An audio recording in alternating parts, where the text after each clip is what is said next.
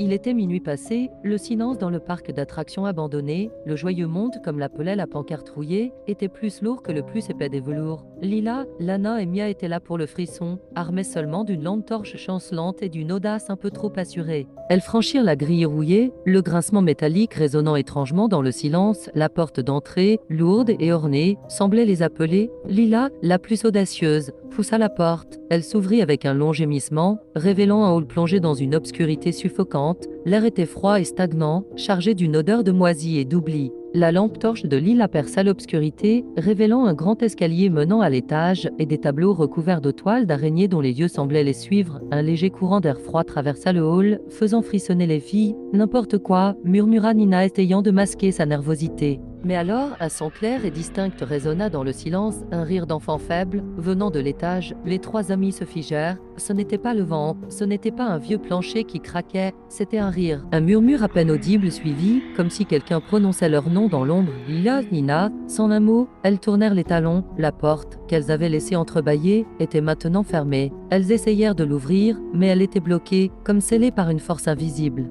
Paniquées, elles entendirent les rires se rapprocher, accompagnés cette fois par un léger pas sur l'escalier. Pas après pas, elles levèrent les yeux, dans l'ombre en haut de l'escalier. Une petite silhouette floue les observait, les yeux rouges perçaient l'obscurité. Les trois amies hurlèrent, elles ne savaient pas comment s'échapper, mais elles savaient qu'elles devaient le faire, et vite, les murmures se transformèrent en chuchotements menaçants, remplissant le hall, et la lumière de la lampe torche commença à vaciller, les laissant plonger dans une obscurité presque totale, avec seulement les yeux rouges de l'entité comme guide macabre. La fin de leur aventure venait de commencer.